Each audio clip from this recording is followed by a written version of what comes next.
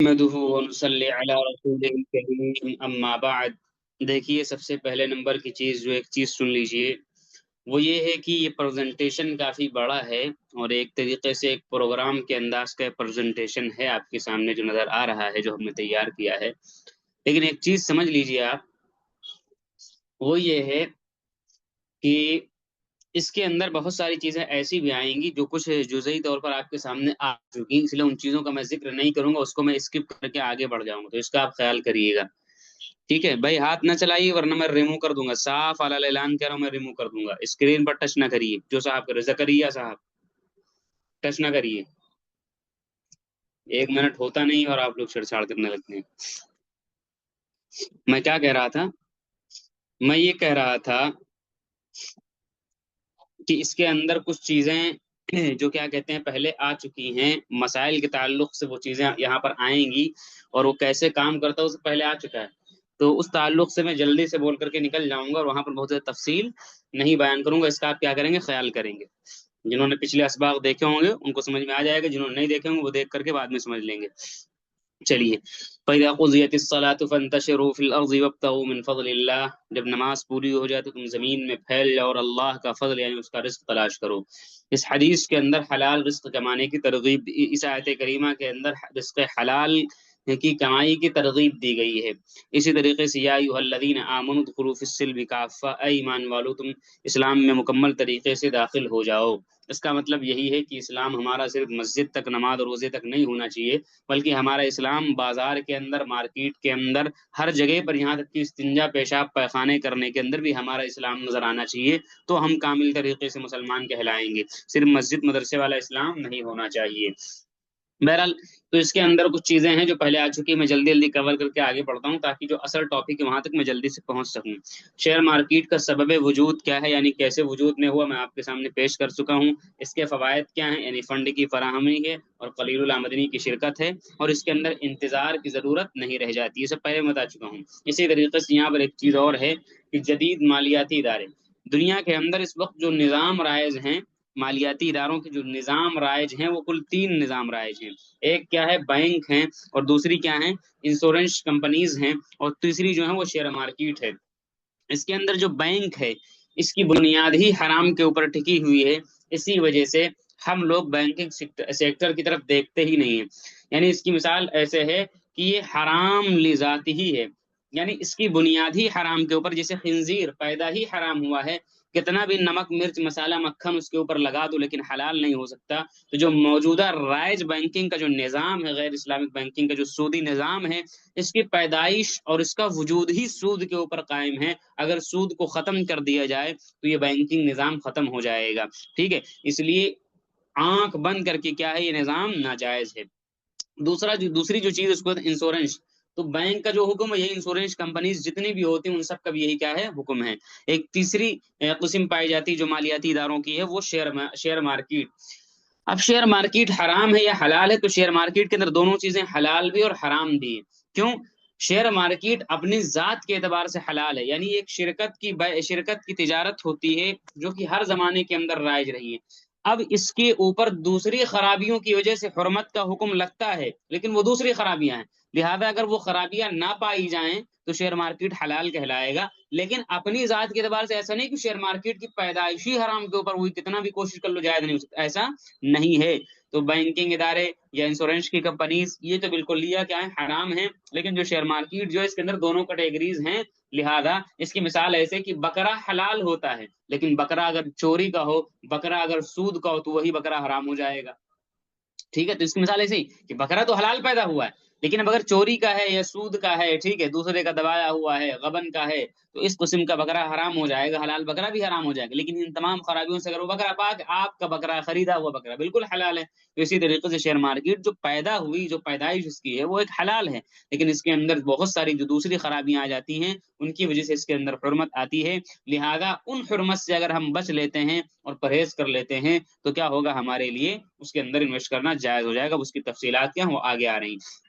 باقی share market کی لغوی اور اصطلاحی تعریف اور اس کا طریقہ کار کیا میں پہلے بتا چکا ہوں، اس کو دہرانے کی ضرورت نہیں ہے۔ آگے چلیے، میں وہ چیزیں نہیں دہراؤں گا جو پہلے آ چکی ہیں۔ Future and option, mutual fund, equity یعنی شیئر، ان تمام کو میں تفصیلات کے ساتھ سبق نمبر 2 کے اندر میں بیان کر چکا ہوں۔ میں نے پھر وہاں پر کہا تھا کہ شیئر کا مسئلہ صرف آگے آئے گا، future and option, mutual fund, یہ ساری تمام چیزیں میں آپ کو پہلے ہی بتا چکا ہوں۔ اب شیئر خریدنا جائز ہے کہ ناجائز، یعنی ابھی میں نے کہا تھا شیئر مارکیٹ کے اندر دونوں چیزیں، اب جائز ہے کہ ناجائز اس کی تفصیلات کے اندر میں آپ کو لے چل رہا ہوں۔ پہلے میں کچھ اختلافات کی دنیا کے اندر آپ کو گھماؤں گا اور اس کے بعد ان اختلافات سے نکال کر کے انشاءاللہ فائنلی مرحلے تک آپ کو پہنچا دوں گا۔ سب سے پہلے نمبر پر سمجھیے کہ بعض علماء نے فرمایا ہے کہ شیئر مارکیٹ کے اندر انویسٹمنٹ کرنا ناجائز ہے۔ اس جملے کو، اس جزئیے کو آپ یاد رکھیے گا، اس کو میں آگے سمجھاؤں گا تو یہ کام آنے والی چیز سمجھیے۔ بعض علماء نے فرمایا ہے کہ یہ چیز ناجائز، شیئر مارکیٹ میں انویسٹمنٹ کرنا ناجائز ہے۔ ان کی دلیل کیا ہے؟ ان کی دلیل یہ ہے کہ جو ہم کمپنی کو پیسہ دیتے ہیں تو کمپنی کے اندر ہماری حصے داری ثابت ہی نہیں ہوتی ہے، بلکہ ہم جو پیسہ دیتے ہیں وہ ایک طریقے سے قرضہ ہوتا ہے۔ لہذا قرضہ نام لے کر کے قرضہ دوں اور اس کے اوپر نام لے کر کے سود ملے، جیسے وہ ہوتا ہے، یہاں اگرچہ نام نہیں لیا گیا ہے لیکن وہ ہے قرضہ ہی، اور جو کچھ آپ اس کو دے رہے ہیں وہ قرضہ ہے اور اسے جو کچھ پروفٹ مل رہا ہے وہ سود ہے، لہذا اس وجہ سے یہ چیز ناجائز ہے۔ یعنی ان کا ماننا ہے کہ کمپنی کے اندر جو حصے داری ہم لوگ کہتے ہیں وہ حصے داری نہیں ثابت ہے، ہماری ملتی نہیں حصے داری۔ اور ان کی دلیل کیا ہے؟ ان کی دلیل یہ ہے کہ جب کوئی آدمی دیوالیہ ہو جاتا ہے، یعنی پوری طریقے سے کنگال ہو جاتا ہے، اور اس کا مال جب حکومت ضبط کرتی ہے، ٹھیک ہے، تو اس کو ضبط کرنے کے بعد میں اس کو کہا جاتا ہے کیا کہتے ہیں، قرق کرنا، ٹھیک ہے۔ تو جب اس کو ضبط کیا جاتا ہے اور کیا کہتے ہیں قرق کیا جاتا ہے، جیسے بلڈوزر چلوا دیا، ٹھیک ہے، تو ایسے موقع پر ان کی دلیل یہ ہے کہ ایسا آدمی اگر کوئی دیوالیہ ہو جائے تو اس کے تمام جائیداد کو تو قرق کیا جاتا ہے، لیکن شیئر جو ہوتا ہے اس کو نہیں لیا جاتا ہے۔ اس کا مطلب یہ کہ شیئر حصہ ہے ہی نہیں اس کا، شیئر کے اوپر اس کی ملکیت ہی نہیں ہے، شیئر کے اندر اس کی حصے داری نہیں ہے، تبھی تو اس کی پوری جائیداد قرق کی جا رہی ہے لیکن شیئر نہیں لیا جا رہا ہے۔ لہذا جو شیئر کے اندر پیسہ دیا وہ ایک طریقے سے قرضہ دیا ہے، لہذا اس وجہ سے یہ چیز کیا ہوگی، ناجائز ہوگی، یہ بعض لوگوں کا کہنا ہے۔ لیکن مفتی تقی صاحب جو تقریباً مسلک دیوبند کے، اور میں ایک چیز میں یہاں پر بتا دوں کہ مسلک دیوبند کا میں نے نام اگرچہ لیا ہے لیکن تقریباً یہ احناف کے کیا کہتے ہیں نمائندے ہیں مفتی تقی صاحب جو ہے، ٹھیک ہے، مسلک احناف کے، اور چاہے بریلوی حضرات ہوں یا دیوبندی حضرات ہوں، اور وہ سب تقریباً احناف کو فالو کرتے ہیں۔ بہرحال تو چلیے مفتی تقی صاحب جو اس وقت کیا کہتے ہیں عالم اسلام کے بڑے مفتیوں میں سے، اور ہندوستان کے اندر مولانا خالد سیف اللہ رحمانی وغیرہ صاحب، ان کا نظریہ، اسی طرح قصد علوم وغیرہ کا بھی نظریہ یہی ہے، یہ ہے کہ آپ کا یہ کہنا کیا کہتے ہیں شیئر مارکیٹ میں انویسٹمنٹ کرنا جائز، اور مفتی تقی صاحب نے اس کا جواب لکھا یہاں پر، وہ جواب یہ لکھا ہے کہ جو ان لوگوں نے، بعض لوگوں نے کہا کہ کیا کہتے ہیں حصے داری وہاں پر ہماری ثابت نہیں ہوتی ہے، اس حصے داری کو ثابت نہ ماننا یہ غلط بات ہے، حصے داری وہاں پر ثابت ہوتی ہے۔ یہی وجہ ہے کہ اگر کمپنی باہمی مشورے سے، باہمی قرارداد سے بند کر دی جائے اور بند ہو جائے تو کہیں نہ کہیں جتنا پیسہ ہم کمپنی کو دے رکھے ہوتے ہیں اتنے پرسنٹ ہم کو کمپنی کی ایسٹس کے اندر، کیا اثاثہ کے اندر، سامان کے اندر ہم کو کیا ملتا ہے، حصہ ملتا ہے۔ اس کا مطلب ہمارا وہاں پر حصہ ہے۔ اگر ہم قرضہ دیے ہوتے تو ہم کو قرضے کا پیسہ ملتا، حصے داری نہیں ملتی، ایسٹس کے اندر، اثاثے کے اندر کیا کہتے ہیں ہم کو حصہ نہیں ملتا، لیکن حصہ ملنا اس بات کی دلیل ہے کہ وہاں پہ حصے داری ثابت ہوتی ہے۔ لہذا جو ان کی یہ جو دلیل تھی کہ حصے داری ثابت نہ ہونے کی وجہ سے کمپنی کے اثاثے کے اندر ہماری ملکیت نہیں ہوتی ہے، لہذا یہ کہنا درست نہیں ہے، بلکہ ہماری ملکیت ثابت ہوتی ہے۔ یہ کس نے کہا؟ مفتی تقی صاحب نے فرمایا۔ لیکن اب کیا ہوگا، جائز ہوگا، لیکن جائز مطلقاً نہیں بلکہ شرائط کی تفصیل کے ساتھ، اور وہ شرائط کی تفصیلات کیا ہیں آگے ایک ایک شرط کا بیان تفصیل کے ساتھ آ رہا ہے۔ سب سے پہلی شرط یہ ہے کہ کمپنی کا کاروبار حلال ہونا چاہیے۔ سب سے پہلی شرط کیا ہے؟ کمپنی کا کاروبار حلال ہونا چاہیے، یعنی کوئی کمپنی جو ہو وہ بنیادی طور پر جو کاروبار کر رہی ہے وہ جائز چیزیں بناتی ہوں، مثلا کیا ہے، گاڑیاں بنا رہی ہے، سیمنٹ بنا رہی، پینٹ بنا رہی، یوریا کھاد بنا رہی ہے، ایسی مطلب مارکیٹ کے اندر جتنی چیزیں آپ کو نظر آتی ہیں نا، زومیٹو، یہ سب بہت ساری، یہ سب کمپنیز ہی کی تو چیزیں، کوئی کھانے پینے کی چیز، تیل مسالے کی چیز، یہ سب کہاں سے آ رہا ہے؟ کیا زمین سے کھود کر کے نکل رہا ہے؟ نہیں، یہ سب کمپنیز بنا رہی، تو بہت سارے حلال پروڈکٹ بنا والی کمپنیز ملیں گی۔ تو سب سے پہلی شرط یہ ہے کہ کمپنی کا بنیادی کاروبار کیا ہونا چاہیے؟ حلال ہونا چاہیے۔ لہذا وہ شراب کا کاروبار نہ کرتی ہو، وہ فلم انڈسٹریز کی کمپنی نہ ہو، وہ بینکنگ سیکٹر کی کمپنی نہ ہو، وہ کیا سود کیا کہتے ہیں، اور آگے جو شرائط آ رہی ہے ان کو بھی دیکھنا ہے، اور اسی طریقے سے جو بنیادی جو کاروبار ہے وہ کیا حلال ہونا چاہیے۔ یہی وجہ کہ بینکنگ کی طرف ہم لوگ دیکھتے کیوں نہیں؟ اس کا جو بنیادی ہی کاروبار ہوتا ہے وہی حرام ہو جاتا ہے. اسی طریقے سے غیر کیا کہتے ہیں مردار کیا کہتے ہیں مردار ذبیحے وغیرہ کے کیا ہے کاروبار نہ کرتی ہو، یا غیر شرعی طریقے سے جو ذبیحے ہوتے ہیں ان کا کاروبار نہ کرتی ہو. اسی طریقے سے مفتی مولانا خالد سیف اللہ رحمانی صاحب نے لکھا وہ کمپنیز جو اسلحہ بناتی ہیں، الکوہل وغیرہ بناتی ہیں، ان چیزوں کا کاروبار نہ کرتی ہوں. یہ تمام چیزیں جو ہوتی ہیں، جو کمپنیز ان ناجائز چیزوں کو بناتی ہیں، وہ کمپنیز پہلی ہی شرط کے اندر فیل ہو جائیں گے. لہذا سب سے پہلے نمبر کی شرط ہے کہ کمپنی کا کاروبار حلال ہونا چاہیے. یعنی وہ کمپنی جو پروڈکٹ بنا رہی ہے، وہ کمپنی جو سامان بنا رہی ہے اور جو چیز مارکیٹ کے اندر لا رہی ہے، وہ چیز کیا ہونی چاہیے؟ حلال ہونی چاہیے. سب سے پہلے نمبر کی چیز یہ ہے. لیکن ایک چیز سمجھیے، دوسری شرط کیا لگائی؟ دوسری شرط یہ لگائی کہ چلیے اگر کوئی کمپنی ضمناً حرام کام میں ملوث ہو جا رہی ہے، کیونکہ کمپنی کچھ نہ کچھ حرام کام میں ملوث ہوتی ہے. مثلا کیسے کہ کمپنی کیا اربوں خربوں کی کمپنیز ہوتی ہیں، تو ان کا اربوں خربوں روپیہ اسی طریقے سے کیا کہتے ہیں پیچھے ریزرو میں، یعنی کیا کہتے ہیں بیک گراؤنڈ میں رکھا ہوتا ہے کہ ارجنٹ کوئی کام پڑ جائے، کوئی آفت آ جائے، کوئی مصیبت آ جائے تو رکھا ہوتا ہے. تو اب جیب میں اس کو نہیں رکھیں گے، کسی نہ کسی بینک میں رکھیں گے تو وہاں سے سود آئے گا. یا کچھ نہ کچھ غلط کام میں تھوڑا بہت تو ملوث ہوتی ہے. جیسے ایک مسلمان جو ہوتا ہے نا، وہ ایک کامل مسلمان جلدی آپ کو نہیں ملے گا. یعنی مسلمان تو رہے گا، اشہد ان لا الہ الا اللہ محمد رسول اللہ تو پڑھتا ہوا ملے گا آپ کو، لیکن کامل مسلمان یہ تھوڑا مشکل ہو جاتا ہے پوری طریقے سے 100%. تو ایسے کمپنیز کا بھی ہوتا ہے کہ بنیادی طور پہ تو کمپنیز ایسی بہت سی آپ کو ملیں گی جو حلال کام حلال پروڈکٹ بنا رہی، لیکن 100% حلال بالکل متقی اللہ اللہ اللہ اللہ والی ایسی آپ کو نہیں ملنے والی ہیں. تو اس لیے علماء نے جو دوسری شرط لگائی ہے کہ اگر حرام کام میں ملوث ہے تو 33% سے زیادہ نہ ہونے چاہیے. اور اس کی شرط اس لیے لگاتے ہیں کہ گویا کہ 67-68% کمپنی اگر حلال سامان بنا رہی ہے اور 30-32% اگر حرام میں ملوث ہے تو کہا جاتا ہے للاکثر حکم الکل، یعنی کمپنی کا اکثر حصہ حلال ہے. کمپنی کا اکثر حصہ حلال ہے تو لہذا اس کمپنی کے اندر انویسٹمنٹ کرنا جائز ہوگا. لیکن غور سے سنیے گا اس جملے کو، لیکن جو کچھ بھی اس کے اندر حرام اور آ رہا ہے اس کو علماء نے یعنی انویسٹمنٹ تک جائز قرار دیا. اس کو کھانا نہیں ہے، اس کو کرنا کیا، اس کے اندر مزید کتنی شرائط کے ساتھ اس کو ٹائٹ کیا جائے گا وہ بھی آگے آ رہی ہیں. بس اتنا سمجھ لیجئے کہ 33% سے زیادہ حرام کام میں ملوث نہیں ہونا چاہیے. یعنی کمپنی کا اکثر حصہ کیا ہونا چاہیے؟ پاک ہونا چاہیے. ٹھیک ہے، مال کیا ہونا چاہیے؟ پاک ہونا. جیسے کبھی کہیں آپ دیکھتے ہیں نا کہ اکثر کی وجہ سے کیا لگایا جاتا ہے، کل پر وہی حکم لگا دیا جاتا ہے. اکثر حکم الکل، اکثر کے لیے کیا، اکثر کے لیے کل کا حکم جاری کر دیا جاتا ہے. اس وجہ سے یہ شرط علماء نے یہاں پر رکھی ہے، کیونکہ وہی چیز ہے کہ پھر 100% مسلمان جیسے آپ کو نہیں ملتا تو ایسے 100% کمپنیز آپ کو نہیں ملیں گی. اچھا، بعض علماء نے کیا کر دیا ہے، اس کی وجہ ہے کہ اگر آپ اتنا بھی نہیں برداشت کر کے چلیں گے اور ایک دم سے نظام کو تبدیل کرنے جائیں گے تو نہیں ہو سکتا ہے. نہیں ہو سکتا ہے کیونکہ ہماری وہاں تعداد ہی نہیں. جب ہماری تعداد ہوگی تو ہماری بات سنی جائے گی نا. بھائی جمہوریت اسلام کی نظر میں کیا ہے؟ کفر ہے. لیکن الیکشن میں ووٹ دیتے ہیں، کیوں دیتے ہیں؟ کہ بھائی چلو ہلکے والے کو چن کر کے بھیج دو. جب اچھے لوگ جائیں گے تبھی قانون بدلے گا، تبھی چیزیں آئیں گی، تبھی اچھی اچھی چیزیں ہوں گی.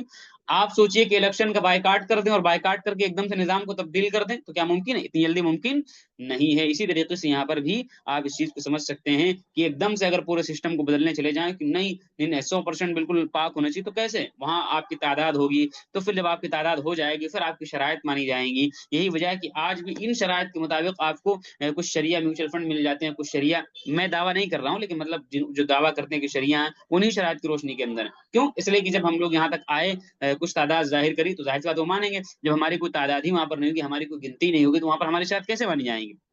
چلیے، البتہ اس دوسری شرط کے اندر بعض علماء نے اختلاف کر لیا ہے، اس کو میں ذکر کر دیتا ہوں لیکن یہ چیز ذکر کرنے کی، نظر انداز کرنے ہی کے قابل ہے. بعض علماء نے کیا کہا، دیکھیے اگر کمپنی کچھ بھی حرام کام میں ملوث ہو، چاہے 1% چاہے 2%، تو یہ چیز ناجائز ہو جانی چاہیے اور ناجائز ہے. کیوں؟ یہ فرماتے ہیں دیکھیے کمپنی اگر حرام کام میں ملوث، یعنی مثلا کمپنی کیا سود لے رہی، ٹھیک ہے، تو گویا کی کمپنی کے ہم حصے دار ہو کر کے کمپنی کو اپنی طرف سے بھی سود لینے کا ہم وکیل بنا لیں کہ جاؤ میری طرف سے بھی سود لو. جیسے میں 4 آدمی بزنس کروں، ایک 5ویں آدمی کو شریک کروں تو جو کچھ بھی میں فیصلہ لوں گا تو گویا کہ 5ویں آدمی کی طرف سے ہے کہ نہیں ہے. تو کمپنی کے ہم حصے دار ہیں اور کمپنی سود لے رہی تو گویا کہ ہم کمپنی کو لکھت دیتے ہیں نا، سب اکاؤنٹ وغیرہ بنا کر کے کہ بھائی آپ فیصلے لیں گے، اس میں سب لکھا ہوتا ہے. تو ہماری طرف سے ساری چیزیں ہوا کرتی ہیں، شرائط وغیرہ، تو گویا کہ ہم ان کو وکیل بنا دیتے کہ جاؤ بھائی کمپنی والوں میری طرف سے سود لو. تو اس وجہ سے بعض علماء نے کہہ دیا ناجائز ہے. لیکن مفتی تقی صاحب نے اس کا جواب دیا ہے. وہ جواب یہ دیا، دیکھیے 2 چیزیں ہیں، کمپنی یا تو قرضہ دے کر کے اس پر سود لے گی یا سود دے گی. اگر کمپنی سود دے گی، خود دے گی سود، تو ظاہر سی بات ہے ایک ناجائز عمل کہلائے گا، لیکن اس کے مال کے اندر کوئی حرام چیز داخل نہیں ہوئی. یہ بتائیے مفتی عفان جو کہ امام ہیں، جو کہ مدرسے کے مدرس بھی اور مسجد کے امام بھی، اگر کل کو میں لوگوں سے قرضہ لوں اور سود اس کے اوپر سود دوں، تو یقیناً ہمارا یہ عمل تو حرام ہے، ہمارا یہ عمل تو حرام ہے. لیکن کیا اس سود دینے کی وجہ سے، میں دے رہا ہوں لے نہیں رہا ہوں، کیا ہمارا مال تھوڑی نہ حرام ہو جائے گا؟ ہمارا مال بالکل پاک صاف رہے گا. اس لیے اس والی شق کے اندر تو زیادہ اعتراض کی گنجائش نہیں ہے. لیکن ہاں دوسری والی شق کے اندر اوپر والوں کا اعتراض درست ہے کہ بھائی اگر کمپنی سود لے رہی ہے تب تو کمپنی کے مال کے اندر سودی مال کی ملاوٹ ہو رہی نا. تو مفتی تقی صاحب نے ایک مسئلہ بیان کیا ہے تھانوی کے حوالے سے، وہ یہ ہے کہ کمپنی کی سالانہ میٹنگ کے اندر جب آپ کو انوائٹ کیا جاتا ہے اور آپ کو دعوت دی جاتی ہے کہ آپ سالانہ میٹنگ کے اندر آواز اٹھائیے، ووٹنگ کریے جو مدعے ہوتے ہیں اس کے اوپر، تو ہم لوگ وہاں پر کیا کریں گے؟ آواز اٹھائیں گے. اگرچہ جمہوریت کے اندر فیصلے سروں کی تعداد کے اوپر ہوتے ہیں، اب ہماری وہاں پر تعداد کم ہے تو ممکن ہے اور 100% ممکن ہے کہ ہماری تعداد پر فیصلہ نہیں ہوں گے اور ہماری بات پر فیصلہ نہیں ہوگا، لیکن انشاءاللہ مجھ سے کیا ہو جائیں گے؟ بری ذمہ ہو جائیں گے. کیوں؟ اس لیے کہ ہمارے اختیار میں ووٹنگ تھی، ہم نے کیا کر دیا؟ ووٹنگ کر دیا کہ ہم اس سودی نظام سے متفق نہیں، اس کو ختم کیا جائے. اور جب کبھی ہماری تعداد اس طریقے سے لوگ زیادہ ہوں گے وہاں پر تو یقیناً عمل کرنے کی کوشش کی جائے گی، لیکن تعداد ہی نہیں ہے تو ظاہر سی بات ہے اکثریت کو دیکھ کر ہی جمہوریت میں فیصلے ہوا کرتے ہیں. الیکشن میں آپ دیکھیے کسی جگہ پر اگر آپ کو پتا ہے کہ ایک ظالم ہے ایک مظلوم ہے تو آپ پھر بھی کیا کریں؟ مظلوم کو ووٹ دیتے ہیں بیچارے کو، ٹھیک ہے، ظالم کو نہیں دیں گے. اگر آپ کو پتا ہے کہ ہار جائیں گے پھر بھی دیتے ہیں، ٹھیک ہے، کیونکہ پتا ہے کہ ہمارا حق یہی ہے. باقی جب زیادہ لوگ ہوں گے تو ظاہر سی بات ہے ایک ایک قطرہ قطرہ دریا شبد، قطرہ قطرہ دریا ہوتا ہے. لہٰذا ہم ووٹنگ کریں گے سالانہ میٹنگ کے اندر کہ بھائی ہم سودی نظام سے متفق نہیں ہیں. اب وہ فیصلہ کرنا نہ کرنا کیا ان کا کام ہے، انشاءاللہ اس سے بری ذمہ ہو جائیں گے. یہ حضرت تھانوی نے لکھا ہے، حضرت تھانوی کے حوالے سے مفتی تقی صاحب نے لکھا ہے اپنی کتاب کے اندر. اس کے علاوہ ایک تیسری شرط نکل کر کے سامنے آئی، وہ یہ شرط یہ ایک شرط دو شرط، ایک تیسری شرط یہ نکل کر کے آئی سامنے، مطلب ایک تیسری شرط تو یہیں سے نکل سالانہ میٹنگ میں آواز اٹھانا. ایک اور شرط نکل کر کے سامنے آئی کہ جو 33% کمپنی حرام کام میں ملوث ہے اس سے جو آمدنی ہو رہی، یعنی مثلا اس کا کمپنی کا اگر 30 کروڑ مثلا کمپنی 100 کروڑ کی تو 68 کروڑ کم از کم 68 کروڑ کیا ہے کمپنی حلال کام میں پیسہ خرچ کر رہی. 30-32 کروڑ جو کہ ایک تہائی سے بھی کم ہے وہ اگر حرام میں ڈال رہی، لیکن اس سے جو منافع کمپنی کما رہی، وہ منافع جو کمپنی یعنی حرام کا منافع جو کمپنی کما رہی وہ صرف 5% تک ہونا چاہیے. وہ صرف کتنا برداشت ہے؟ 5% تک. اب بہت سے لوگ سمجھ رہے ہیں کہ 5% کھانا حلال ہو گیا حرام. واہ سبحان اللہ، علماء نے کہہ دیا نہیں نہیں نہیں، وہ 5% بھی اٹھا کر کے ہم کو صدقہ کر دینا ہے. بھائی آپ بینکوں کے اندر پیسہ رکھتے ہیں، نہ چاہتے ہوئے بھی آپ کو سود ملتا ہے. آپ کو کیا ملتا ہے؟ سود ملتا ہے. اور بہت سے لوگ کہتے ہیں کہ سودی سسٹم کو ہم بند کرا دیتے ہیں کہ ہمیں سود نہیں چاہیے. تو نہ چاہتے ہوئے بھی چلیے اس کو بھی ہم کہتے ہیں بند کر دیا آپ نے، پھر بھی کہیں نہ کہیں تعاون علی الربا آپ کا تو لازم آتا ہی آتا ہے. یعنی آپ سود پر تعاون کر رہے ہیں. کیسے؟ آپ نے بینک کو پیسہ دیا، آپ نے کیا دیا؟ بینک کو پیسہ دیا، اور بینک آپ کے پیسے کو کیا کرتی؟ آپ کے پیسے کو اٹھا کے دوسرے کو قرضہ دے دیتی بینک. اس پیسے پہ اس کو قرضہ، اس کو سود ملتا ہے. ایسی کمپنی یہ تو کرتی، آدمی سے قرضہ، آدمیوں کا پیسہ اٹھاتی ہے دوسرے آدمیوں کو دیتی ہے، ان سے سود لیتی ہے. تو پھر بھی تعاون علی الربا تو لازم آئے گا. لیکن بینک میں آدمی رکھتا ہے کہ ایک قسم کی مجبوری ہے، ٹھیک ہے، تو اس کا علماء نے حل یہی نکالا کہ اگر سود مل رہا اس کے اوپر تو اس کا حل یہی کہ کسی غریب کو بغیر ثواب کی نیت سے ہم لوگ کیا کرتے ہیں؟ صدقہ کر دیتے ہیں. تو اسی طریقے سے یہاں ہم یہی مانیں گے کہ کمپنی جب 95% حلال کمائی کر رہی اور 5% اس کے پاس حرام کا مال آ رہا ہے تو لہٰذا 5% کو ہم کیا کر دیں گے؟ صدقہ کر دیں گے. 5% کو کیسے؟ بلا ثواب کی نیت سے ہم کسی غریب کے حوالے کر دیں گے جتنا بھی پروفٹ ہوگا ہم کو. تو کتنی شرطیں ہو گئی؟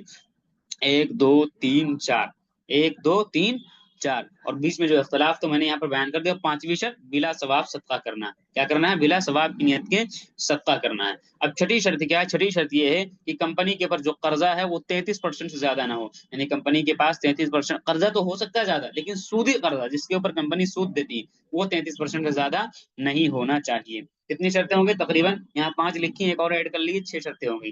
اگلی شرط جو اس کو آپ سمجھیے گا، اور اس کو سمجھنے سے پہلے ایک فقہ کے اہم مسئلے کو آپ سمجھیے گا جس کا میں نے پیچھے حوالہ دیا تھا. وہ مسئلہ یہ ہے، آپ علیہ الصلوۃ والسلام نے فرمایا کہ 6 چیزوں کے عوض میں جب بھی بیچو تو برابر برابر بیچو، کمی بیشی کے ساتھ میں نہ بیچو. جیسے کھجور کو کھجور کے عوض میں، گیہوں کو گیہوں کے عوض میں، سونا کو سونا کے عوض میں، چاندی کو چاندی کے عوض میں، وغیرہ وغیرہ. ان 6 احادیث کی بنیاد پر امام ابو حنیفہ رحمۃ اللہ علیہ، امام مالک، امام شافعی اور امام احمد بن حنبل، ائمہ اربعہ اور دیگر فقہاء نے کیا کہتے ہیں علتیں نکالی. اور علتیں نکالنے کے بعد میں امام ابو حنیفہ نے جو علت نکالی، وہ علت نکالنے کے بعد میں ایک مسئلہ بنایا. یاد رکھیے میں امام شافعی، امام احمد بن حنبل، امام مالک کو قطع نظر کر کے بات کر رہا ہوں، ورنہ بات اگر کی جائے تو اس پر بھی بات کی جا سکتی ہے، اور پہلے میں کیا کرتا تھا. لیکن لوگ پھر الجھ جاتے ہیں، لوگ کنفیوژن کا شکار ہو جاتے ہیں. اس لیے امام حنیفہ رحمۃ اللہ علیہ کا مسئلہ سنیے.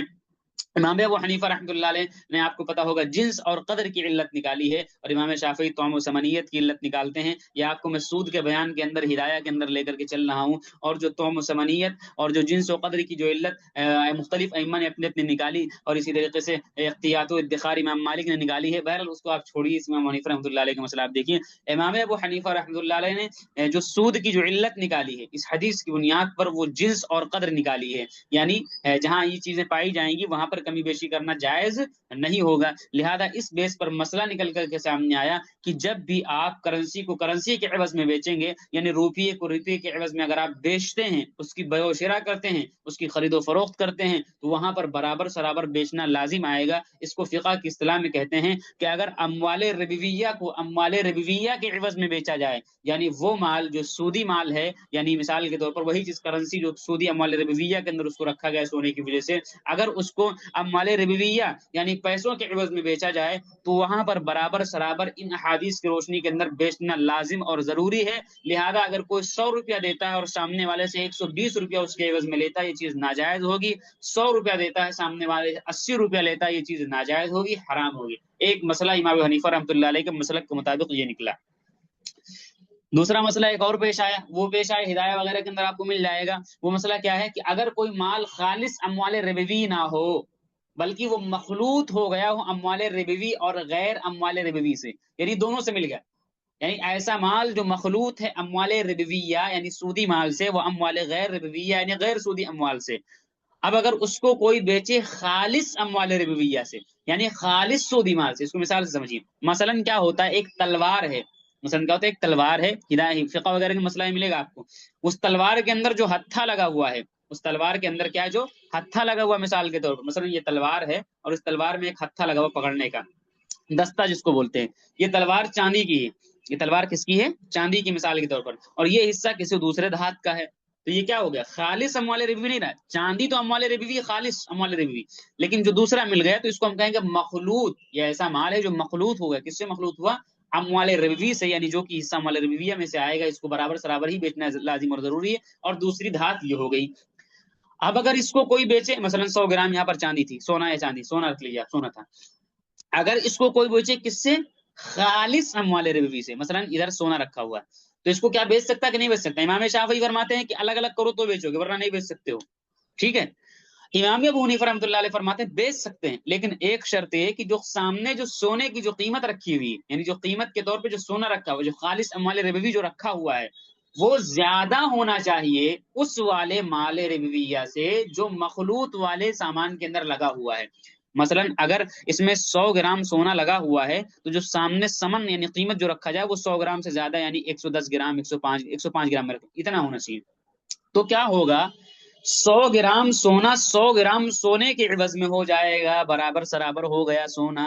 حدیث پر عمل ہو گیا. امام صاحب کا دماغ دیکھیے، برابر سرابر ہو گیا، حدیث پر عمل ہو گیا. باقی جو 5 گرام سونا بچے گا وہ اس والے حصے کے عوض میں ہو جائے گا. لہذا یہ چیز جائز ہو جائے گی. جیسا کہ آپ نے فقہ کے اندر تیل اور کھلی والی مثال بھی مختصر القدوری وغیرہ کے اندر آپ نے پڑھی ہوگی، اور ہم کو آج بھی یاد ہے کہ ہمارے عربی سوم کے امتحان کے اندر بھی یہ سوال آیا ہوا تھا، لیکن اس وقت ہوا نہیں لگ رہی تھی، بالکل سمجھ میں نہیں آتا کہ کیسے امام صاحب جائز قرار دے. مطلب دماغ امام صاحب کی فقاہت ہی. بہرحال تو کیا ہوگا، یہ چیز کیا ہو جائے گی، جائز ہو جائے گی. اب دیکھیے کتنی جگاڑ سے امام صاحب نے جائز قرار دے دیا. سونا 100 گرام 100 گرام کے اس میں برابر سرابر، آپ علیہ السلام نے فرمایا سونے کو سونے کے اس میں برابر سرابر بیچو، کرنسی کے عوض میں برابر سرابر ہو گئی، سونا سونے کے عوض میں برابر سرابر ہو گیا، بقیہ جو 5 گرام بچا وہ اس حصے کے عوض میں ہو گیا. لہذا چیز کیا ہو گئی، جائز ہو گئی. یہ مسئلہ آپ سمجھ گئے. اب اگلی جو شرط تھی، شرط نمبر 6، وہ آپ سنیے.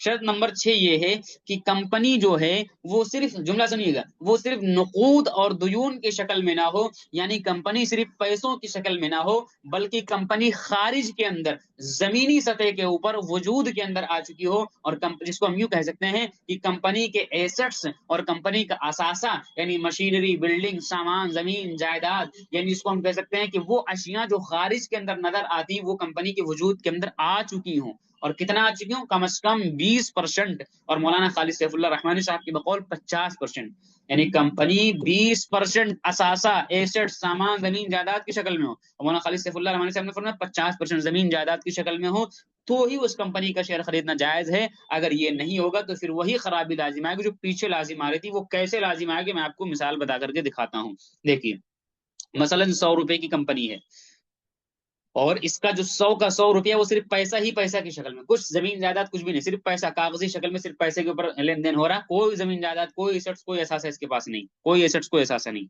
اب اگر اس کا ہم 10 روپے کا شیئر خریدتے ہیں، اتنے کا 10 روپے کا شیئر خریدا، تو ہماری کہاں نمائندگی ہوئی؟ ہمارا 10 روپیہ اسی 10 روپے میں تو جا کے شامل ہوگا، گویا کہ اس کا ہمارے پاس 10 روپیہ ہمارے پاس موجود ہے. اب اگر اس کو ہم پروفٹ کے ساتھ شیئر مارکیٹ میں، پروفٹ کی دنیا شیئر مارکیٹ 12 میں 14 میں بیچنے جائیں تو وہی مسئلہ لازم آ گیا کہ نہیں، کہ آپ پیسے کو پیسے کی عوض میں برابری سرابری نہیں بلکہ کمی بیشی کر کے بیچ رہے ہیں. یہ چیز ناجائز ہوگی، سود کہلائے گا. یہ چیز ناجائز ہوگی اور کیا کہلائے گا؟ سود کہلائے گا.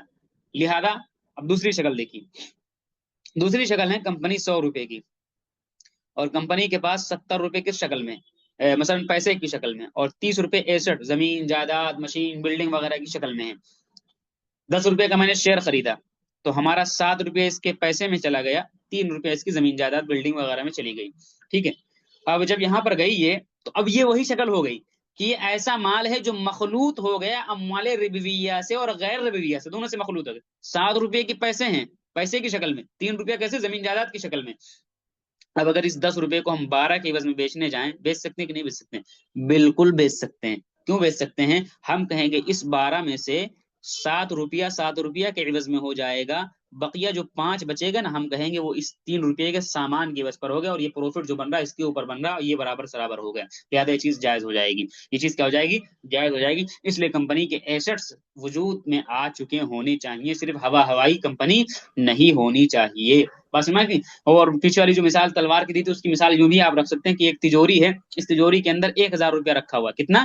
1000 روپیہ رکھا ہوا. اب اگر اس کو میں بیچنے جاؤں پیسے کی عوض میں تو بیچ سکتا ہوں. امام صاحب فرماتے ہیں بالکل بیچ سکتے ہیں، لیکن 1000 سے زیادہ کی عوض میں بیچیے، مثلا 1500 ہونا چاہیے. تو ہم یہ کہیں گے 1000 کے عوض میں ہو جائے گا، بقیہ پیسہ تجوری کے عوض میں ہو جائے گا.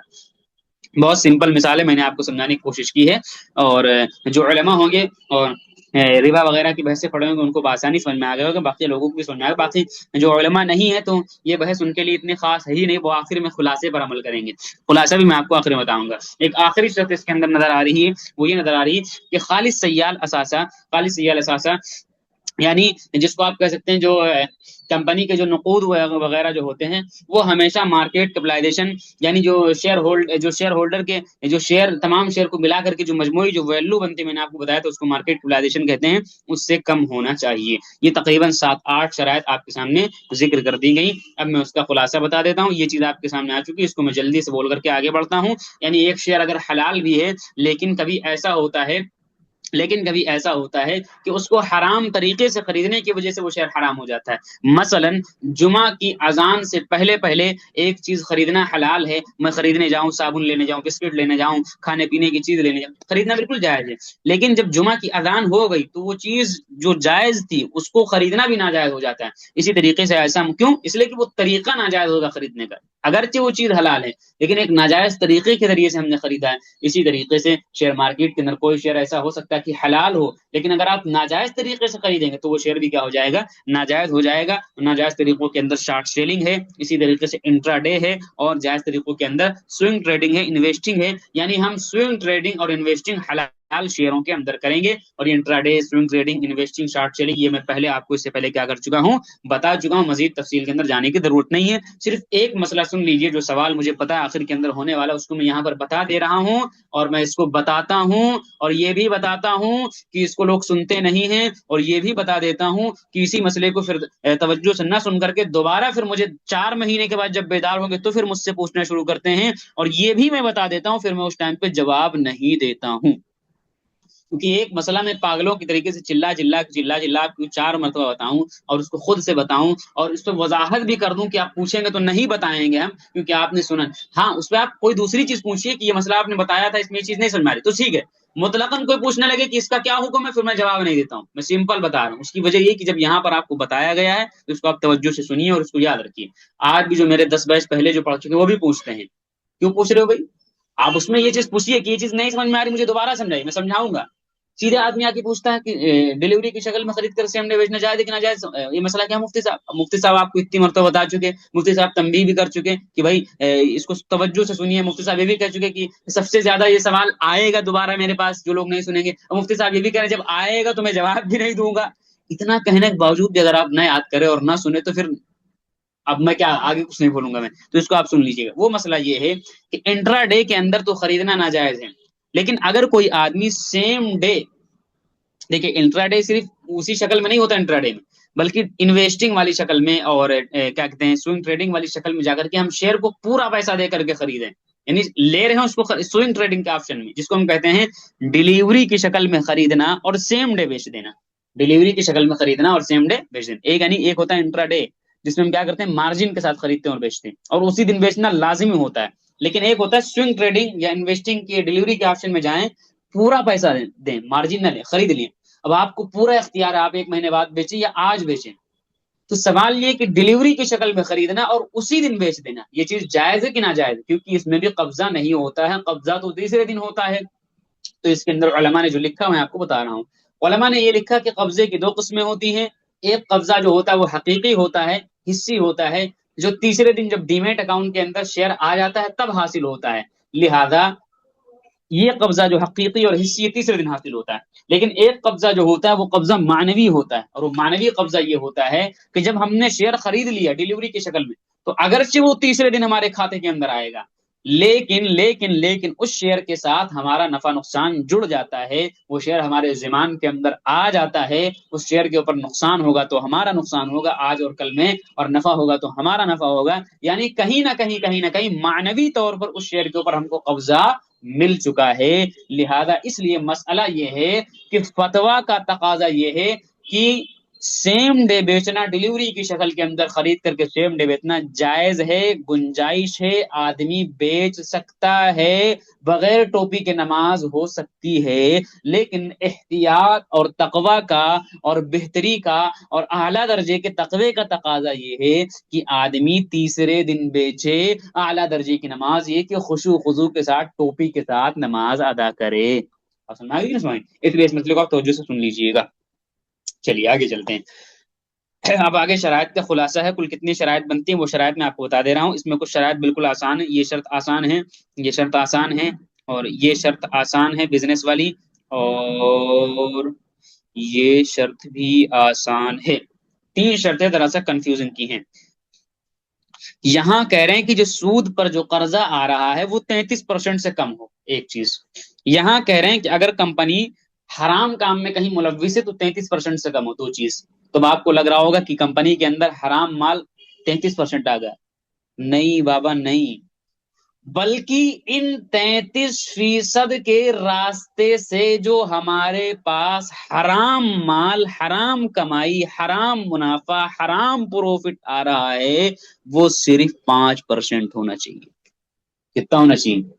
5% ہونا چاہیے۔ اچھا 5% ہونا چاہیے، تو اس 5% کو علماء نے جائز قرار دے دیا کہ کھا لو۔ ارے بابا نہیں، 5% بھی جائز نہیں ہے، وہ بدرجے مجبوری آ رہا ہے، اس 5% کو بھی بغیر ثواب کی نیت سے صدقہ کر دینا ہے، بغیر ثواب کی نیت سے کیا کر دینا ہے؟ صدقہ کر دینا ہے۔ تو یہ چار شرطیں تقریباً آپس کے اندر جڑی ہوئی ہیں۔ اچھا صدقہ کر دینا، ارے دیکھو دیکھو دیکھو دیکھو کیا کر دیا، بغیر ثواب کی نیت سے صدقہ کر حلال نہیں بھائی، آپ کو سالانہ میٹنگ کے اندر آواز بھی اٹھانا ہے، نہیں اٹھائیں گے تو یہ صدقہ کرنا بھی آپ کے مال کو پاک نہیں کرے گا، صدقہ کرنا بھی آپ کے مال کو پاک نہیں کر پائے گا۔ آپ کو اپنی رائے کا اظہار کرنا ضروری ہے جب سالانہ میٹنگ کے اندر، سالانہ میٹنگ کے وقت اگر اس کمپنی کا شیئر آپ کے پاس ہوگا تو آپ کے پاس میں میل آتا ہے، آپ کے پاس میں کیا آتا ہے؟ میل آتا ہے۔ چلیے اب آپ کو میں آگے دکھاتا ہوں، شرائط کا یہ خلاصہ لکھا وہ 8 شرائط تقریباً ہو گئی جو میں نے آپ کے سامنے پیش کر دی، جو کنفیوزنگ والی تو میں نے آپ کو۔ سب سے بڑا سوال یہ ہے مفتی صاحب آپ نے مسئلہ بتا دیا، تحقیق کیسے کرنی چاہیے؟ تو اس کے سلسلے میں ایک اصولی بات سمجھ لیجئے، اللہ تعالیٰ نے سبھی انسان کو مکلف بنایا ہے، ایک مفتی کی جو ذمہ داری ہوتی ہے وہ مسئلہ آپ جائیں گے مفتی تقی صاحب کے پاس جائیں یا دارالعلوم دیوبند جائیں، پوچھیں مفتی صاحب لڑکے کے عقیقے کے لیے کتنے بکرے ہونے چاہیے؟ کہے گا 2۔ کہیں گے لڑکی کے عقیقے کے لیے کتنے بکرے ہونے چاہیے؟ کہے گا 1۔ مفتی صاحب فلاں بکرے کا کان کٹا ہوا ہے، قربانی جائز ہے کہ ناجائز؟ مفتی کہے گا ناجائز۔ فلاں بکرا صحیح ہے، فلاں بکرے کی خصوصیات قربانی جائز کی جائز ناجائز؟ مفتی کہے گا جائز۔ تو کیا آپ اسی مفتی سے کہیں گے بھائی ہم کو چلو ایسا بکرا تلاش کر کے دے دوں؟ مفتی کہے گا بھائی تمہارا دماغ خراب ہے کیا؟ بھائی بکرا اس قسم کے بکرے جائز ہیں، اس قسم کے ناجائز، یہ تلاش کرنا نہ کرنا تمہارا کام ہے۔ مفتی فتویٰ دے گا کہ جا کر کے تم، تو جو مفتی کا جو کام ہوتا ہے، مسئلہ بتانے کا جو کام ہوتا ہے، ہمارا جو کام تھا بطور مفتی اور کیا کہتے ہیں ایک طریقے سے ناقل کے، وہ یہی تھا مسئلہ بتانا۔ میں نے مسئلہ آپ کو بتا دیا، اب ایسے شعر کو تلاش کرنا آپ خود آپ سنتے رہیے گا، آخر تک سنیے گا، مزہ آئے گا، آخر تک سنتے رہیے گا۔ ایسے شعر کو تلاش کرنا اب ہر مومن کی ذمہ داری ہے۔ مفتی نے بتا دیا کہ وضو کے لیے یہ اتنی شرائط ہیں، اب وضو کرنا اس کی ذمہ داری ہے۔ مفتی نے بتا دیا کہ اگر کوئی آدمی کیا کہتے ہیں یہ فلاں چیزیں پا لی جائیں تو غسل لازم ہو جائے گا، اب آگے غسل کرنا اس کا کام، مفتی غسل کرانے نہیں آئے گا۔ میں نے بتا دیا کمپنی میں یہ شرائط ہوں گی، تعلیم کے مفتی نے مفتی تقی صاحب سارے علماء یہ اتنی شرائط ہونی چاہیے، جائیے تلاش کریے ایسی شرائط۔ کہیں گے کہ میں کیسے تلاش کروں؟ تو میں کہوں گا بھائی اللہ نے آپ کو مکلف بنایا ہے، اللہ نے آپ کو پیدا کیا ہے، جس طریقے سے آپ دنیا کی تمام چیزوں کے اندر اگر کوئی آدمی آپ کو بھگا دے کہے گا بھائی اپنا کام جا کر کے تم خود کرو، میں کیوں کروں تمہارا کام؟ اب اس کو ڈانٹ سکتے ہیں؟ کچھ نہیں کہہ سکتے ہیں، آپ خود کریں گے، آپ کو پیسہ کمانا۔ تو جس طریقے سے اللہ نے ساری چیزوں کا مکلف بنا کے آپ کو بھیجا، ایسے یہ بھی کہ آپ صحیح علم تلاش کریں۔ یقیناً آپ کے اوپر ذمہ داری کہ آپ علم سیکھیں اور کیا کہتے ہیں چیزوں کو سیکھیں اور خود ریسرچ کرنے کی طاقت اپنے اندر پیدا کریں، ٹھیک ہے؟ اور کیا کریں بھائی، ہم لوگ مقلد کیوں ہیں؟ امام ابو حنیفہ کے مقلد کیوں ہیں؟ اول درجہ تو یہ کہ ہم مجتہد بن جائیں، مجتہد بن کر کے ہم خود امام ابو حنیفہ بننے کی کوشش کریں، ہم خود مسئلہ نکالیں، لوگ ہمارے مسئلے کے اوپر عمل کریں، لیکن ہماری اتنی حیثیت نہیں تو ہم مقلد بنے ہوئے ہیں نا۔ اسی طریقے سے سب کی ذمہ داری، سب سے پہلے اعلی درجے کی ذمہ داری یہی کہ خود آپ ریسرچ کریں، خود آپ تحقیق کریں، خود جائیے ان شرائط کی روشنی کے اندر کمپنیز کو تلاش کریے۔ اول درجہ کیسے؟ اور کمپنی کی سالانہ رپورٹ شائع ہوتی ہے، اس رپورٹ کے اندر یہ پوری ڈیٹیل آپ کسی بھی کمپنی کی جا کے ڈالیں، فلاں کمپنی سالانہ رپورٹ، اینول رپورٹ ڈالیں گے گوگل کے اوپر مل جائے گی، ہر سال شائع ہوتی ہے، ٹھیک ہے؟ ایک سال کی رپورٹ شائع ہوتی ہے، 3 مہینے کی بھی شائع ہوتی ہے کوارٹرلی رپورٹ، لیکن سالانہ جو شائع ہوتی ہے اس میں پورا ڈیٹیل لکھی ہوتی ہے، اس کو آپ پڑھیے۔ آپ جو ماہرین ہوتے ہیں وہ کرتے ہیں، جو ماہرین ہوتے ہیں وہ کیا کرتے ہیں اب، لیکن ہر آدمی نہیں کر سکتا، ہم بھی نہیں کر سکتے ہیں۔ تو اس کا دوسرا حل بھی نکالا گیا ہے۔ دوسرا حل کیا نکالا گیا اس سلسلے میں بھی ایک توجہ سے ایک بات سنیے گا۔ اب دوسرا حل، اب تلاش کیسے کریں گے وہ میں آپ کو بتانے جا رہا ہوں۔ مثلا سمجھیے، آپ مجھ سے پوچھنے آئے، مجھ سے کیا پوچھنے، مفتی صاحب مجھے شہد چاہیے، مفتی صاحب مجھے شہد چاہیے۔ میں کہوں گا بیٹا، بیٹا نہیں یوز کرنا چاہیے، میرے بھائی ایسا کریے، آپ یہاں سے نکلیے، ایسے ایسے ایسے ایسے ایسے ایسے ایسے جائیے، اس گلی میں جب پہنچیں گے تو یہاں پر ایک دکان نظر آئے گی، وہاں شہد کی دکان ہے۔ تو جب آپ اس شہد کی دکان کے اوپر آئیں گے تو وہ شہد اصلی ہے یا نقلی ہے، اس شہد پر آپ کو اعتماد ہے یا نہیں ہے، یہ چیک کرنا تو آپ کا کام رہے گا نا۔ مفتی صاحب نے دکان دکھا دی تو کیا مفتی صاحب اس کی زندگی بھر کا ٹھیکہ لے کے بیٹھ گئے ہیں کہ مفتی عفان نے اس دکان پہ بھیجا تھا تو مفتی عفان چیک کر کے بتا رہے ہیں سینہ ٹھوک کے کہ وہ اصلی شہد دے گا؟ وہ کبھی بھی مکاری کر سکتا ہے، وہ کبھی بھی دھوکہ دے سکتا ہے۔ بھائی مجھے لگ رہا تھا کہ وہاں شہد ملے گا، باقی جا کر کے تحقیق کرنا تو آپ کا کام ہے نا۔ یا اگر میں کیا کہتے ہیں اگر میں کیا کہتے ہیں آپ مجھے گولی تو نہیں مار سکتے کہ نہیں آپ ہی ٹیسٹ کر کے دیجئے کہ صحیح کہ غلط ہے۔ میں کہوں گا بھائی مجھے خود ہی نہیں پتا شہد کیسے چیک کرتے ہیں، میں تو خود ہی ایسے جا کر کے لے لیتا ہوں، مجھے بھروسہ ہے، تم کو بھی بھروسہ ہو تم بھی جا کر کے لے لو، نہیں بھروسہ تو خود جا کر کے چھتے سے شہد نکال لاؤ۔ یہی کریں گے نا، اس سے زیادہ کچھ نہیں کریں گے نا۔ ہاں یہی میں کرنے والا ہوں۔ آپ کو میں ایک اپلیکیشن بتا دے رہا ہوں، یہ سمجھ لیجیے میں آپ کو شہد کی دکان دکھا رہا ہوں۔ آپ کیا کریں گے، اس دکان پر جائیں گے، آپ کو اس شہد والے پر بھروسہ ہوگا کہ یہ صحیح شہد دے رہا، تو بھروسہ کر کے اس سے آپ اس کے وہ حلال حرام بتا دیتا ہے کہ یہ حلال ہے کہ حرام ہے، بھروسہ کر کے لے سکتے ہیں۔ نہیں ہے بھروسہ تو شہد کی بہت ساری دکانیں، یعنی ایک نہیں دسیوں ایپ مارکیٹ کے اندر ملیں گے، جس دکان پر آپ کو بھروسہ ہو کر لیجئے۔ ان تمام دکانوں پہ بھروسہ نہیں ہو رہا آپ کو تو آپ اپنا شہد خود نکالیے، چھتے سے شہد کیا کریے، خود نکالیے، خود ریسرچ کریے، ٹھیک ہے؟ سمپل سا اصول کیا نکالنے کا، میں آپ کو دکان دکھا رہا ہوں، اس دکان پر جائیے، اس دکان پر اگر آپ کو بھروسہ ہے اور ان کے منتظمین ہیں، اس کے ذمہ داران ہیں، ان سے کنٹیکٹ کریے، رابطہ کریے۔ نہیں کر سکتے ہیں، ایسے ہو سکتا ہے بھروسہ ایسے کر لیجیے، نہیں ہوتا بالکل نہ کریے۔ کوئی دوسری دکان آپ کو پتا ہے، بہت سارے دوسری دکانیں ہیں، بہت دوسرے ایپ بھی مل جائیں، ان پر بھروسہ، ان پر کریے۔ کبھی ایسا ہوگا ایک دکان میں وہ شہد اصلی بتائے گا، دوسری دکان میں نقلی بتائے گا، ایسے یہاں بھی ہوگا، ایک ایپ میں ایک شیئر حلال بتائے گا، دوسرے میں حلال حرام بتائے گا۔ تو اسی لیے میں پہلے کہہ دیتا ہوں جس دکان پہ آپ کو بھروسہ اس دکان سے مال خریدیے، لیکن شرائط یہی ہے جو میں نے آپ کو بتا دی علماء کی، ٹھیک ہے، جو مفتی کی ذمہ داری ہوتی ہے۔ لہذا وہ دکان کا نام ہے اسلامک اسٹاک ایپ، جس کو میں فالو کرتا ہوں عام طور سے، جس کو میں فالو کرتا ہوں۔ اب میں نے کہتا ہوں آپ فالو کریے، مصفہ ہے، اسلامک تجارہ ہے، اسی طرح بہت سارے ایپ مل جائیں گے، ایک میں حلال ایک میں حرام، سب کی اپنی اپنی کیٹیگریز ہیں، کیسے کیا مجھے نہیں پتا ہے، لیکن میں جس دکان سے شہد لیتا ہوں میں نے اس دکان کا نام بتا دیا ہے، اگر آپ کو اس دکان سے شہد لینے پہ بھروسہ کریے، نہیں ہے تو اس کا اگلا حل بھی میں نے بتا دیا ہے کہ خود چھتے سے شہد نکالنا آپ سیکھ لیجئے، ٹھیک ہے، اور اگر نہیں نکالنا ہو تو پھر شہد کھانا چھوڑ دیجئے، بات سمجھ ماری کہ نہیں تمہاری؟ تو اس لیے کیا باقاعدہ میں اس کو لے کر کے بتا دوں گا کیسے وہاں پر شہد نکالیں گے، چلیے کیسے مطلب اس دکان پہ دیکھیں گے کیسے حلال حرام تلاش کریں گے، باقی فتوی اور تقوی کی وضاحت، باقی جو مسائل کے تعلق سے میں نے بات کی ہے اس کو اگر آپ دیکھنا چاہیں تو ان کتابوں کا آپ کیا کر سکتے ہیں، مطالعہ کر سکتے ہیں، جدید مالیاتی ادارے مفتی تقی مفتی خالد سیف اللہ رحمانی صاحب، اسلام اور جدید معیشت و تجارت مفتی تقی عثمانی صاحب، فقہی مقالات یہ شاید مفتی تقی صاحب کی یا ان کے بھائی مفتی رفیع صاحب کی ہے، اسلامک اسٹوک ایپ جو ہے اس کی ویب سائٹ وغیرہ پر بھی جائیں گے تو آپ کو فتاوی مل جائیں گے، اس کے علاوہ اگر آپ دیکھیں گے تو نفائس الفقہ ایک کتاب آتی ہے مفتی شعیب اللہ خان مفتاحی صاحب، اس کے علاوہ اگر آپ دیکھنے جائیں گے تو دیگر فتاوی کے اندر بھی آپ کو کہیں نہ کہیں مل جائے گا، بات سمجھ میں سمجھ رہی؟ اور میں کسی اور کتاب کا نام لینے جا رہا تھا، ہاں کچھ مسائل اس کے تعلق سے اگر آپ دیکھنا چاہتے ہو، ایک عربی کی کتاب ہے فقہ المعاملات المالیہ، کیا نام ہے؟ فقہ المعاملات المالیہ، یہ کتاب ہمارے افتاح میں داخل نصاب تھی، اسی طریقے سے ایک اور کتاب ہے جو یہ اسلام جدید معیشت و تجارت بھی یہ افتاح میں داخل نصاب تھی ہمارے، بہرحال تو ان کتابوں سے آپ جو علماء ہیں وہ مزید تحقیق کرنا چاہیں وہ اپنی تحقیق کیا کر سکتے ہیں، کر سکتے ہیں، چلیے میں آپ کو سیٹ کے اوپر اسکرین شیئرنگ کر کے لے چلتا ہوں اور چیزوں کو دکھانے کی کوشش کرتا ہوں،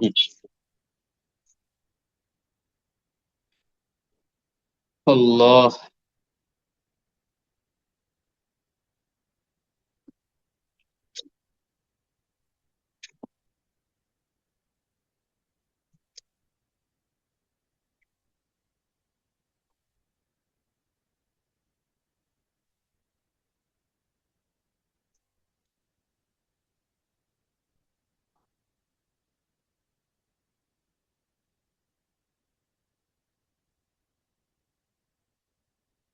جی اسکرین نظر آ رہی ہوگی امید ہے، سب سے پہلے یہ اسلامک اسٹوک ایپ ہے، پلے اسٹور سے آپ اس کو ڈاؤن لوڈ کر لیں اور اپنا نمبر وغیرہ ڈال کے لاگ ان کر کے آپ سیدھے آ جائیں ایپ کے اوپر، تو اولا یہاں پر آپ اپنا شیئر سرچ کر سکتے ہیں، جو بھی شیئر آپ ڈالیں گے یہاں پر آپ سرچ کر سکتے ہیں، اگر آپ سرچ نہیں کرنا چاہتے ہیں مکمل تفصیل خود ایسے ہی تلاش کرنا چاہتے ہیں حلال کی لسٹ حرام کی لسٹ، تو ایسے کیا کرنا ہے یہاں پر آ جانا، اس جگہ پر آ جانا ہے، یہاں پہ میں کلک کرتا ہوں تو یہ پوری لسٹ شریعہ کمپلائن، یہ کمپلائن جو لکھا نا پوری لسٹ تقریباً کتنے 1858 حلال شیئر کی یہ پوری لسٹ ہے، یہ پوری لسٹ کسی بھی شیئر کو میں دیکھوں گا یہ ہرا ٹک لگا کے حلال قرار دے دیتے ہیں، ٹھیک ہے، تو اگر میں اس میں سے کسی شیئر کو اٹھا لیتا ہوں اندر ڈیٹیل میں جانا چاہوں، چلیے میں اس پہ کلک کر دیتا ہوں، اندر میں ڈیٹیل میں جا کے اس کو پڑھنے کی کوشش کرتا ہوں، تو یہ اس میں تمام شرائط جو میں نے بتائی وہ نظر آ جائیں گے آپ کو، کیا بزنس اس کا کیا پاس ہے، بزنس حلال ہے اس کا، کیا اندر مزید ڈیٹیل میں جانا چاہیں تو مزید ڈیٹیل آپ کو مل جائے گی اندر، ٹھیک ہے، نان شریعہ انویسٹمنٹ کتنا زیادہ 5% ہونا چاہیے نا، کتنا اس کے پاس 3.5%، نان شریعہ پروفٹ یعنی جو حرام کا جو مال آ رہا پروفٹ کمائی جو آ رہی 3% اس کے پاس صرف آ رہی، علماء نے 5% تک قابل برداشت قرار دیا، اس کو بھی صدقہ کرنا ہے، اور میں نے کہا تھا سودی قرضہ کتنا ہونا چاہیے 33%، یہاں صرف 5% ہے، اسی طریقے سے میں نے کہا تھا کہ جامد اثاثے کتنے ہونے چاہیے، میں نے کہا تھا جامد اثاثے 20%، مولانا خالد سیف اللہ صاحب کے بقول 50%، تو یہ 20% والے کو فالو کرتے ہیں، اور یہاں پر آپ دیکھیے اس کے پاس 43% موجود ہے، میں نے کہا تھا خالص سیال اثاثہ مارکیٹ کیپٹلائزیشن سے کم ہو اس میں بھی یہ شرط پاس ہے، یہ کمپنی پاس ہے، نان شرعی انویسٹمنٹ 33% سے کم ہونی چاہیے تھی میں نے کہا تھا، یعنی جو حرام کام میں ملوث ہے 33% سے کم، اس میں بھی یہ کمپنی کیا پاس ہے، اس کی تفصیل مزید اگر آپ اندر دیکھنا چاہیں تو تفصیل بھی کیا کر سکتے ہیں کلک کر کے اندر کی دیکھ سکتے ہیں، کیونکہ یہ سب بھی اسی جگہ سے چھتے سے نکال کر کے دکان پر لا کے رکھتے ہیں، یعنی وہی سب کمپنی کے اینول رپورٹ وغیرہ کو پڑھ کے ماہرین یہاں پہ ہیں وہ سب اپنا کام کرتے ہیں، کتنی 6 شرطیں، جو کمپنی 6 شرطیں ہوگی نا، 7ویں شرط کیا تھی، 7ویں شرط کہ کمپنی سے جتنا مال کمائے اس میں سے جو حرام آمدنی بن رہی ہے اس کو ہم صدقہ کریں، وہ کتنا بنے گا اس کا حساب کتاب یہیں پہ آپ کو مل جائے گا،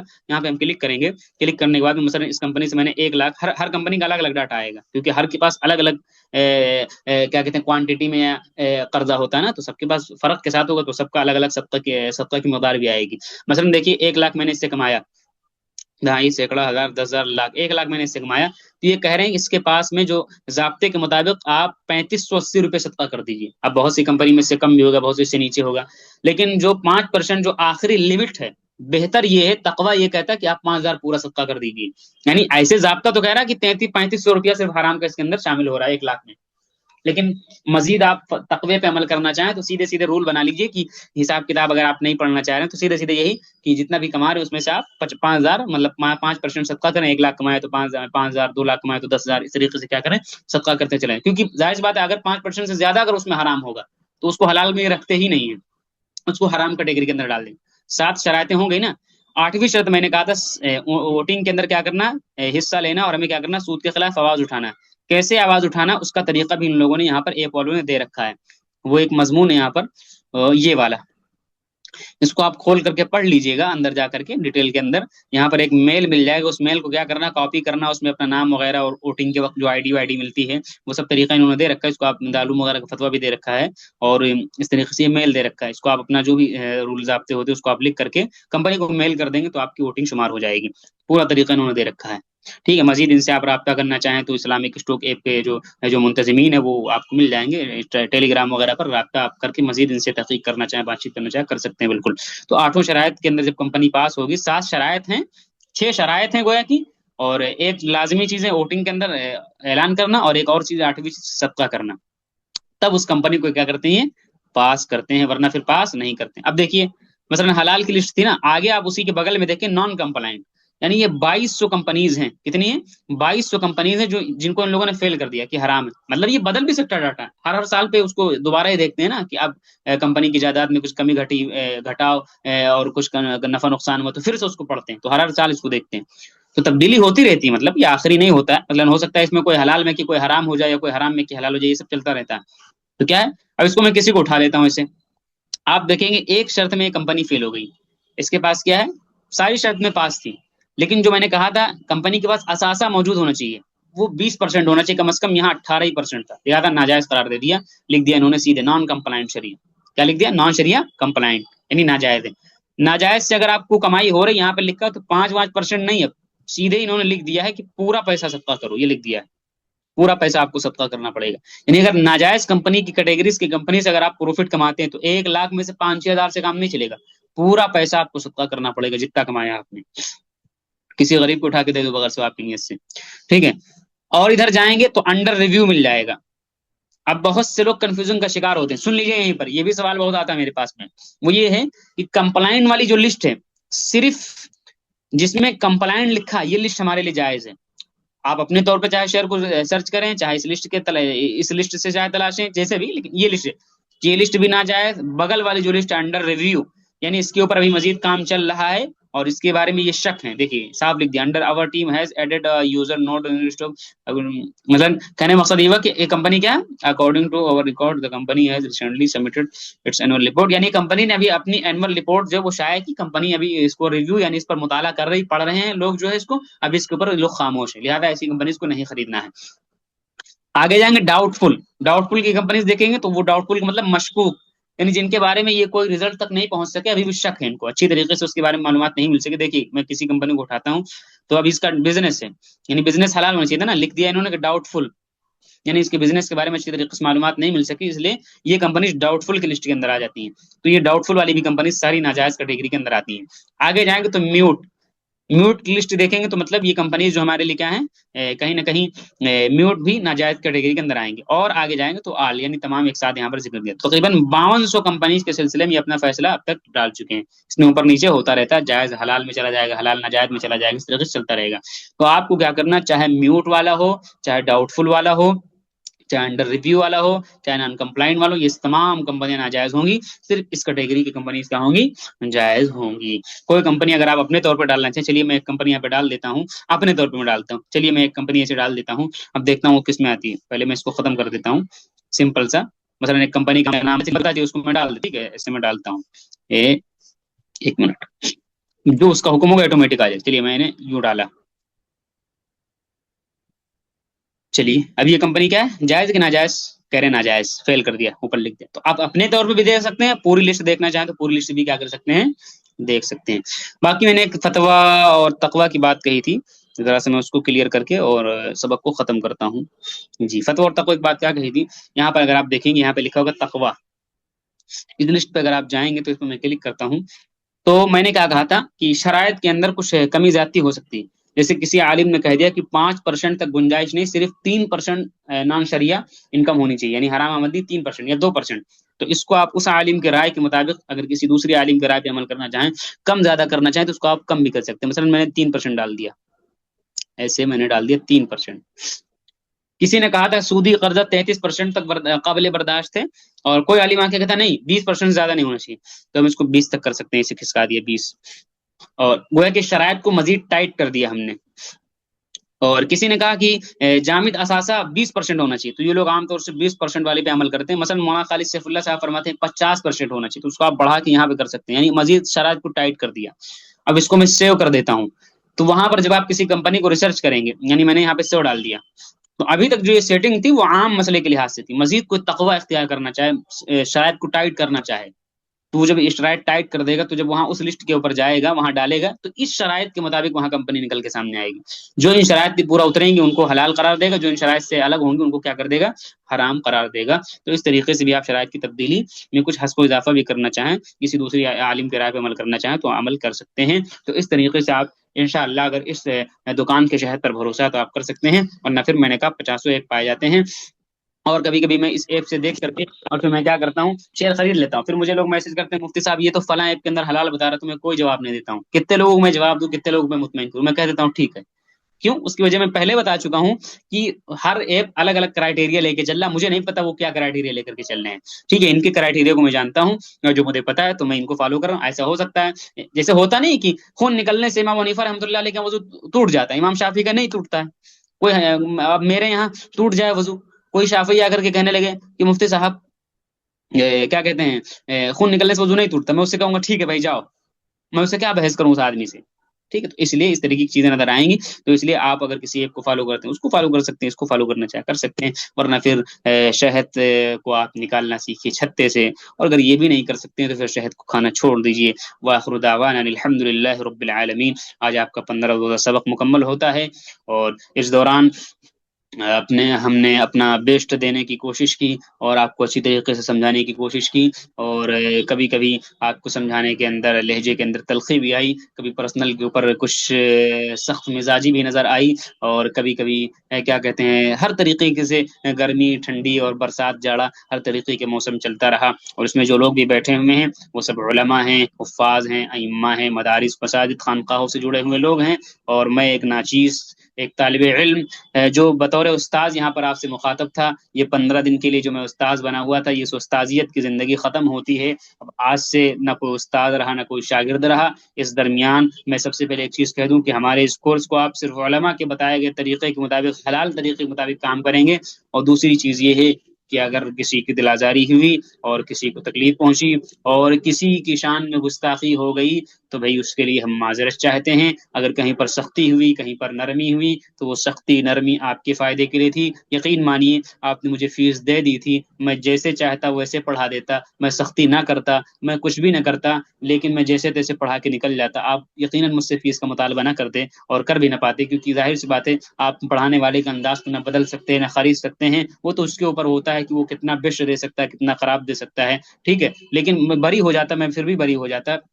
لیکن پھر میں یہی کہوں گا کہ بھائی پھر بھی جو کچھ سختی کی، دیکھیے مدرسے کے اندر جب طالب علم کے اوپر سختی کی جاتی ہے، اس سختی کے اندر کہیں نہ کہیں استاذ کا فائدہ ہوتا ہے. استاذ کا فائدہ یہ ہوتا ہے کہ ہمارے مدرسے کے اندر کیا ہوگا، کیا کیا کیا کہتے ہیں، استاذ کا یہ فائدہ ہوتا ہے کہ اس کے اوپر سختی کرتا ہے تو سوچتا ہے کہ ہمارا نام ہوگا، یہ ہوگا وہ ہوگا. لیکن یہاں پر ہمارے سختی نہ کرنے کے اندر ہمارا فائدہ تھا. اگر میں آپ پہ سختی نہ کرتا، آپ پہ فوکس نہ کرتا، آپ کو دو چار کھری کھوٹی نہ سناتا، تو آپ مجھے کام نہ دکھاتے. اور جب آپ کام مجھے نہ دکھاتے تو مجھے جہاں 100 میسج کا جواب روزانہ دینا تو وہ 10 میسج کا دینا ہوتا، اور مجھے جو واٹس ایپ پر 6 گھنٹہ گزارنا ہوتا وہ صرف 3 گھنٹہ گزارنا ہوتا، تو میرا وقت مزید بچتا. لیکن پھر بھی میں نے کوشش کی کہ اگر آپ میرے پاس آئے ہیں تو آپ کو فائدہ ہو، اور امید ہے اگر آپ ان چیزوں پر عمل کریں گے تو امید ہے فائدہ ہوگا. اور ہمت نہیں ہارنی، میں بھی آپ کی طریقے سے تھا. اور یہ سمجھ لیجئے کہ کچھ بھی میں بھی فراغت تک تو میں بھی بہت زیادہ کچھ بھی نہیں جانتا تھا اس کے اندر. لیکن بہرحال ایک جنون، میں کہتا ہوں میں پاگل انسان ہوں ایک طریقے سے تو ایک جنونیت تھی بہرحال. تو کسی کی شان میں گستاخی ہوئی تو اس کے لیے میں معذرت بھی چاہتا ہوں، کیونکہ سبھی یہاں پر بڑے ہیں، اور یہاں سے نہ کوئی شاگرد رہا نہ کوئی استاد رہا. میں پھر بتا دوں آپ کو، اس لیے اب آپ سے میں یہی گزارش کروں گا کہ ابھی جو سوالات ہیں سبق کے تعلق سے وہ سوالات کیا کریں آپ کر لیں. اور جو سبق سے برائے کرم جو غیر ضروری سوال ہیں، جو سبق سے ہٹ کر، مطلب غیر ضروری تو نہیں سوالات ہوتے، لیکن جو سبق سے ہٹ کر جو سوال ہیں اس کو آپ پرسنل پر ہی کریں گے، ایک چیز۔ دوسری چیز، ابھی تاثرات کے لیے بہت سارے لوگ جو ہے یہاں پر بولنے لگیں گے، تو میں ان سے یہی گزارش کروں گا، پھر ایک سلسلہ لمبا ہو جاتا ہے اور پھر ایک طویل ہو جاتا ہے، اس لیے سوال تک ہی اس کو محدود رکھیں۔ تاثرات کے لیے میں باقاعدہ ابھی تحریر گروپ کے اندر ڈال دوں گا، ان چیزوں کو اور نکات کو مد نظر رکھتے ہوئے آپ اپنے تاثرات پیش فرمائیں۔ دیکھیے، تاثرات پیش فرمائیں گے تو بھی مفتی عفان کی گاڑی چلتی رہے گی، نہیں پیش فرمائیں گے تو بھی مفتی عفان کی گاڑی چلتی رہے گی، لیکن جب بندہ تاثرات کرتا ہے نا، میں پچھلے گروپ والوں سے میں بالکل غصہ ہو گیا تھا، آخر کے اندر میں انتظار کرتا رہ گیا، مطلب سب سے کم تاثرات پچھلے گروپ میں آئے، میں غصہ میں نے صاف لکھ دیا، میں نے صاف لکھ دیا، کیونکہ مجھے صرف دکان نہیں چلانی، میں نے کہا اس گروپ والوں نے کیسے بھی ہوں، لیکن میں اتنی بات کہوں گا، تاثرات میں سب سے خراب ریکارڈ بھائی، جب تاثرات انسان پیش کرتا تو مجھے لگتا ہے کہ طالب علم نے پڑھا ہے کہ نہیں پڑھا، کتنا پڑھا ہے، کیسے پڑھا، سمجھا کہ نہیں سمجھا، کس شک کو سمجھا، کہاں پہ کیا چیزیں سمجھی کہ نہیں سمجھی، اور کوئی ایسی چیز وہ کہہ رہا ہے جو واقعی میں بول چکا ہوں لیکن وہ اس کو سنا ہی نہیں ہے اور بتا دیا کہ اس چیز کی کمی ہے، یا کوئی ایسی چیز تو نہیں بتا دے رہا کہ اے آئی سے لکھوا کے ڈال دی، ساری چیز میں دیکھتا ہوں، میں بڑا فوکس کرتا ہوں چیزوں پہ، ایک ایک چیز کو میں بغور دیکھتا ہوں، اور جو ایک ایک جملہ جو آدمی لکھتا ہے اس کو میں خود، میرے خود بھی عادت ہے اس کو تول کر بولنے کی، اور دوسرے کے جملوں کو تول کر پکڑ کر اس کو پڑھنے کی عادت ہے میری۔ تو بہرحال میں یہی کہوں گا کہ آپ تاثرات کا اظہار کیا کہتے ہیں ابھی مطلب گروپ پہ نہیں ڈال دینا لمبا چوڑا لکھ کر کے، مثلا آپ اپنا کل تک جو اطمینان سے آپ جو بھی لکھنا چاہیں تاثرات کی طرح آپ میرے پرسنل پر کر کے بھیجیں گے، میں اس کو گروپ کے اندر کیا کروں گا، ڈال دوں گا۔ السلام علیکم ورحمۃ اللہ وبرکاتہ۔